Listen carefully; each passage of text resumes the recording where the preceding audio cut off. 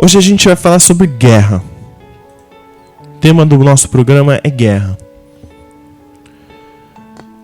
A primeira guerra que eu gostaria de conversar com você hoje aqui é sobre a Guerra dos 100 Anos. O que foi, a história, os países envolvidos, causas, duração, batalhas principais. Vamos lá. A Guerra dos 100 Anos aconteceu na Idade Média, por volta dos anos 1337 e 1453. Esta guerra envolveu os reinos da França e da Inglaterra. Foi a principal e mais sangrenta guerra europeia do período medieval.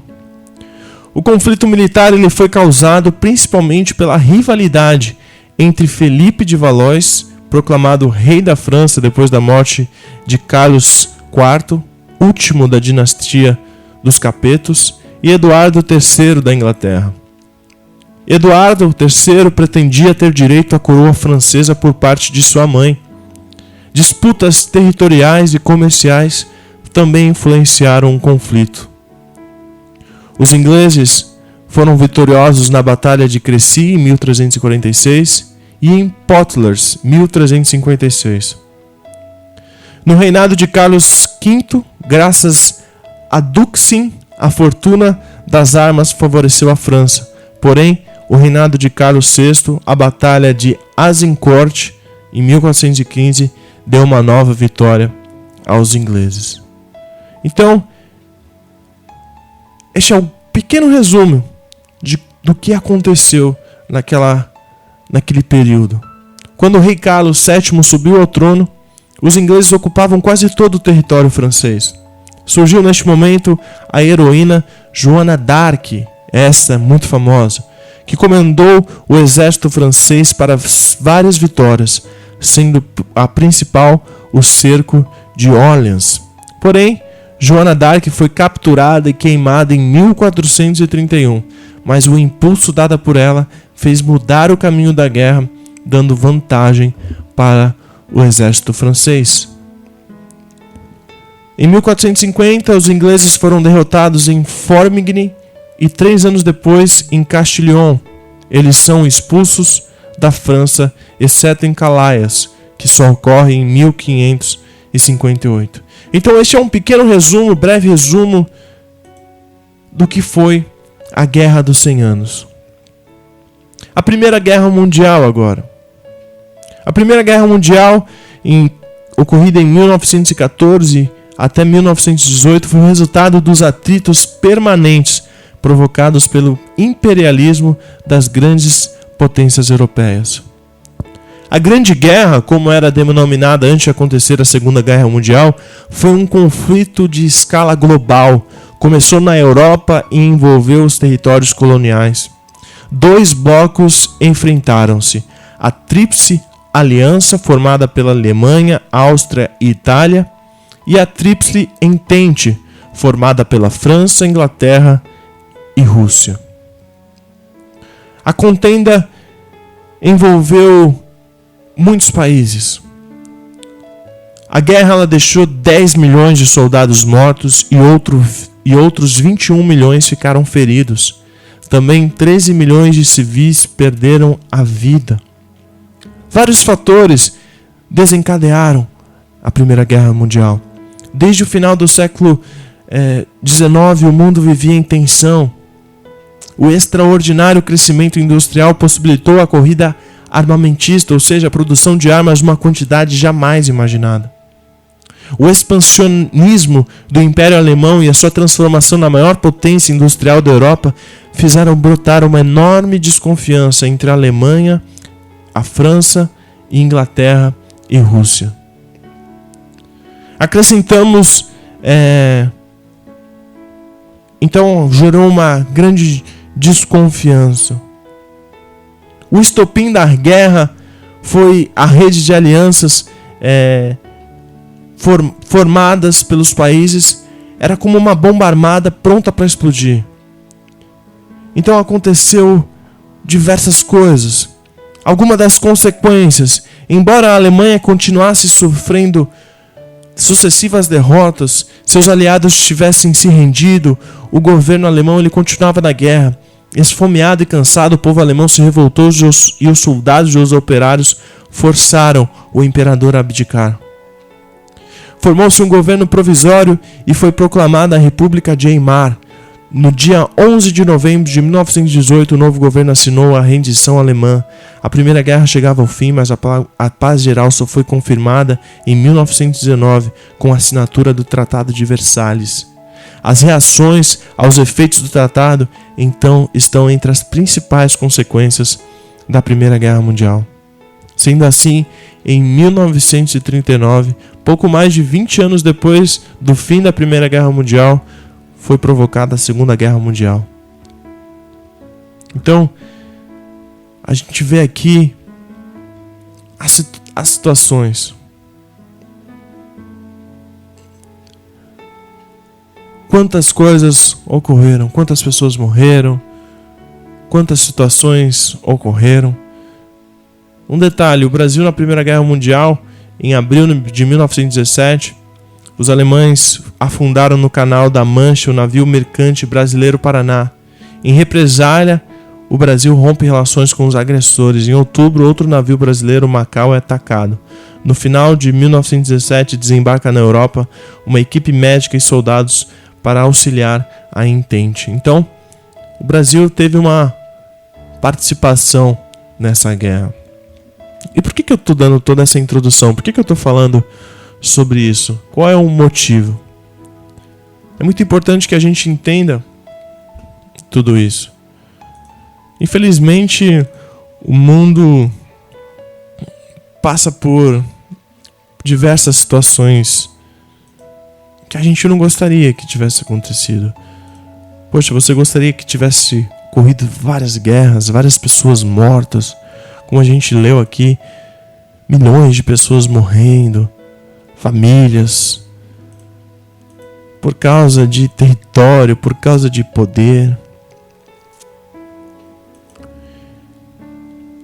Para quem respondeu aqui no WhatsApp, para quem respondeu aqui a pergunta, a guerra que o cristão ele trava é a guerra entre a carne e o espírito. Uma luta espiritual que acontece todos os dias contra o pecado. Eu quero falar um pouco sobre isso com você hoje.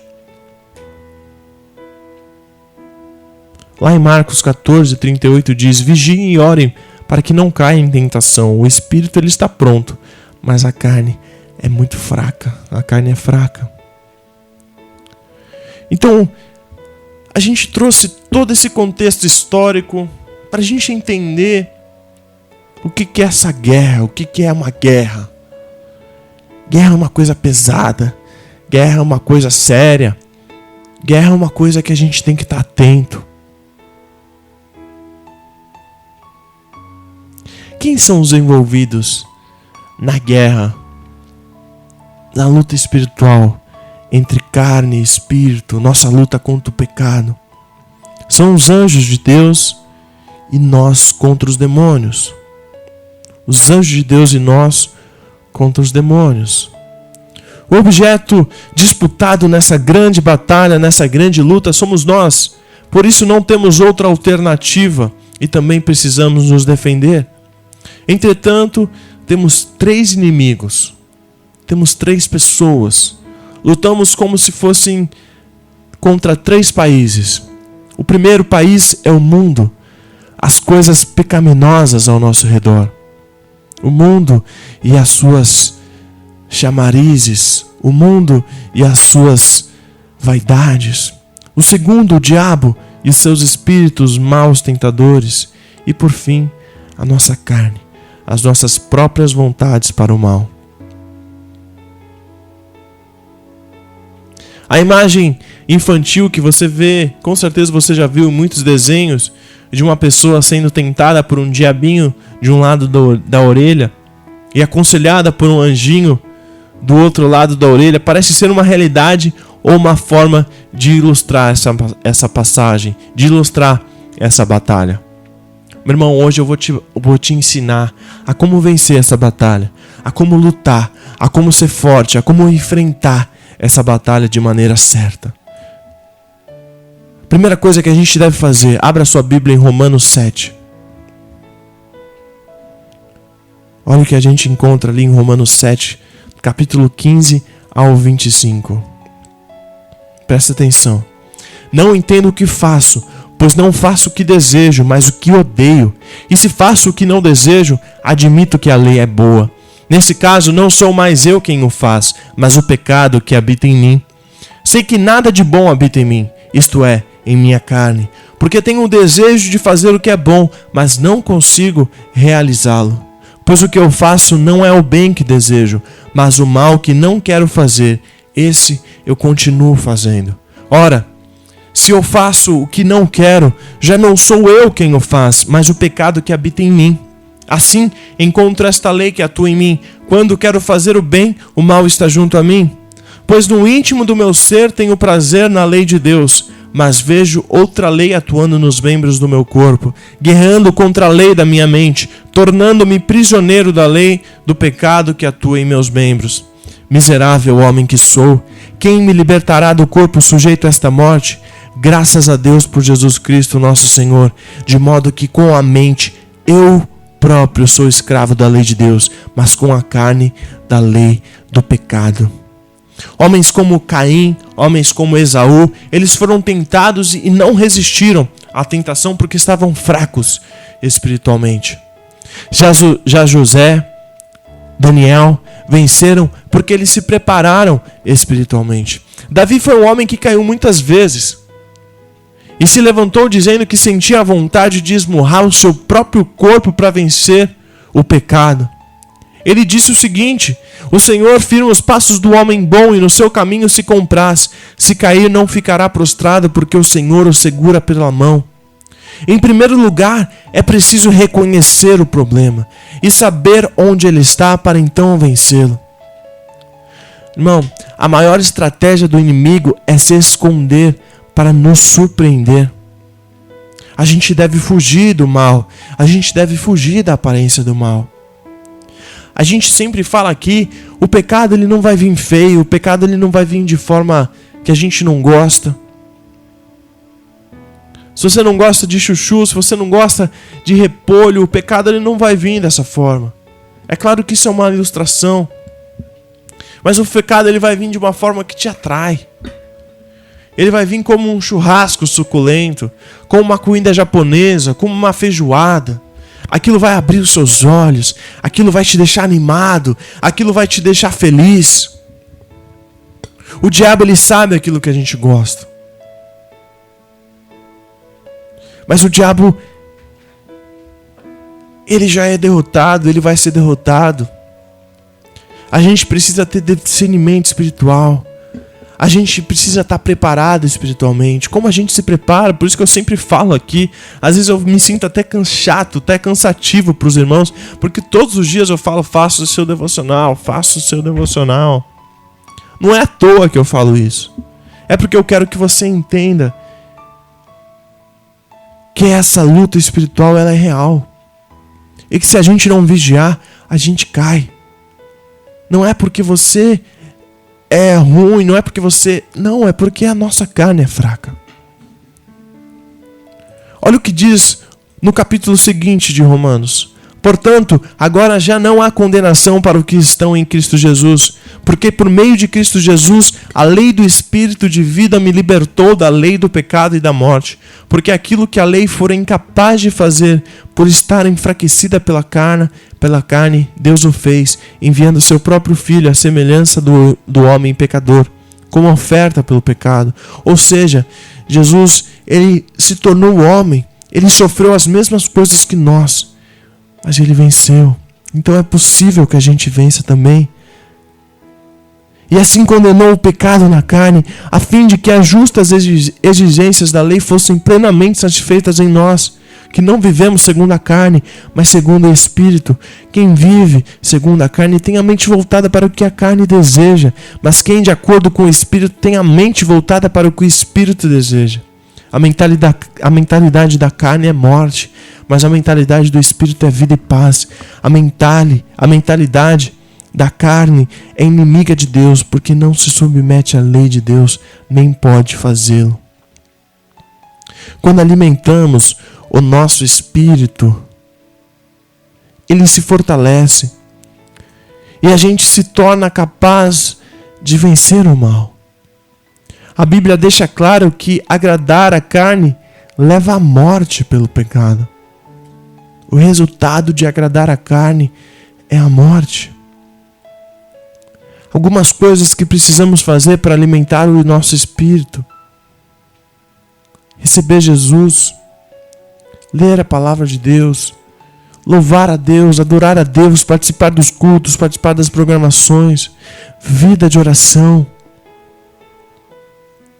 Vida de oração. Não é uma simples oração: Jesus, obrigado por esse dia, amém. Obrigado por essa noite, amém. Não. Parar o que você está fazendo. Irmãos, ninguém pega um livro qualquer e lê três palavras, lê 2 versículos, assim dizendo, 5 páginas, 5 linhas, vamos assim dizer, e para. As pessoas leem, as pessoas se envolvem. A Bíblia é um livro tão envolvente, você pode tirar tantas coisas da Bíblia. Simples coisas do nosso dia a dia, a gente consegue ter uma percepção: caramba, olha isso. Eu contei pra vocês, hoje a minha mão já tá normal, graças a Deus. Minha mão já voltou ao normal, não tô mais manchado de azul. A gente vive coisas, e quando a gente tá perto de Deus, Deus ele dá umas reflexões pra gente, sabe? Que a gente fica: caramba, Deus ele fala de tantas maneiras com a gente, não é verdade? Você precisa ter uma vida de oração, você precisa buscar, você precisa alimentar o espírito para ele ser forte. Eu estava pensando esses dias, para quem não me conhece pessoalmente, eu gosto muito de praticar esporte. E um dos esportes que eu gosto bastante de praticar além do futebol é a academia. Eu gosto de musculação. E eu tava conversando com a minha esposa esses dias, eu falei pra ela: a gente parou de fazer direito à academia. A academia a gente sempre vai quando a gente pode, quando a gente consegue. E a gente parou um pouco de fazer academia por conta do casamento. Era muito corrido, não dava tempo direito, a gente chegava muito cansado, a gente fazia muita coisa, tal. Falava com o fornecedor, falava com não sei o quê. Então era muito cansativo. E nessa semana eu consegui voltar. Eu consegui todos os dias. E essa simples semana que eu passei ali na academia, 40, 50 minutos, eu vi uma diferença muito grande no meu corpo. Eu acordava no outro dia, o meu corpo estava todo dolorido. Não conseguia mexer meu corpo, não conseguia mexer meus braços. O que significa isso? O corpo ele estava parado, ele está se readaptando. O corpo ele começa a crescer, o corpo ele começa a ficar mais rígido. Você sabe, quando você treina, quando você faz exercício, o seu corpo ele melhora. Eu comecei a me sentir melhor, eu comecei a me sentir mais ativo, eu comecei a me sentir mais participativo, eu comecei a me sentir mais feliz. E eu falei: caramba, Deus, que legal isso. Na hora eu senti o Espírito Santo falando comigo: filho, essa mesma felicidade que você está tendo agora é a felicidade que você tem quando você estuda, quando você se alimenta da minha palavra. Porque você se torna forte, porque você se enche com o meu Espírito. Você começa a sentir no seu corpo, você começa a ter os escapes. É isso que eu faço com você também. Alimente o seu corpo, o seu espírito, para você se tornar mais forte, para você crescer espiritualmente. Porque assim a gente é capaz de vencer o mal. A Bíblia deixa claro que agradar a carne leva à morte. Não vamos agradar a nossa carne, vamos agradar ao nosso Senhor, vamos alimentar o nosso espírito. Olha o que diz na continuação do texto de Romanos 8. Quem é dominado pela carne não pode agradar a Deus. Entretanto, vocês não estão sob o domínio da carne, mas do Espírito. Se de fato o Espírito de Deus habita em vocês, e se alguém não tem o Espírito de Cristo, não pertence a Cristo. Mas se Cristo está em vocês, o corpo está morto por causa do pecado, mas o Espírito está vivo por causa da justiça. E se o Espírito daquele que ressuscitou Jesus dentre os mortos habita em vocês, aquele que ressuscitou a Cristo dentre os mortos também dará vida a seus corpos mortais, por meio do seu Espírito que habita em vocês. Portanto, irmãos, estamos em dívida, não para com a carne, para vivermos sujeito a ela. Pois se vocês viverem de acordo com a carne, morrerão, mas se pelo Espírito fizerem morrer os atos do corpo, viverão. Porque todos os que são guiados pelo Espírito de Deus são filhos de Deus. Além da gente alimentar o Espírito, a gente precisa fazer morrer a carne. A gente precisa fazer morrer os vestígios da carne, para que essa não queira nos dominar. Pense em algo difícil para você. Pense em alguma situação difícil para a sua vida, que você é tentado. Pensou? Se afaste disso. Se afaste disso. Imagina uma criança. Você fala pro seu filho, filho, você vai ficar sem videogame uma semana. E o pai deixa o videogame ali aquela uma semana inteira. Ligado, bonitinho, do jeito que ele estava. O filho ele vai se sentir tentado. Ele sabe que ele não pode. Mas ele vai se sentir tentado. Ele vai fazer o quê? Vai olhar, meu pai não está aqui, meu pai não está vendo, eu vou jogar. Sabe o que você precisa fazer? Você precisa tirar o seu videogame, a sua tentação de perto de você, de perto da sua vida. Você precisa tirar, arrancar. Como você faz isso? Como eu não sei. Como eu não sei, mas você precisa dar um jeito. É muito interessante o filme Prova de Fogo. Acredito que muitos de vocês já tenham assistido esse filme. E eles tinham ali um problema no casamento. E um dos problemas do marido era a pornografia.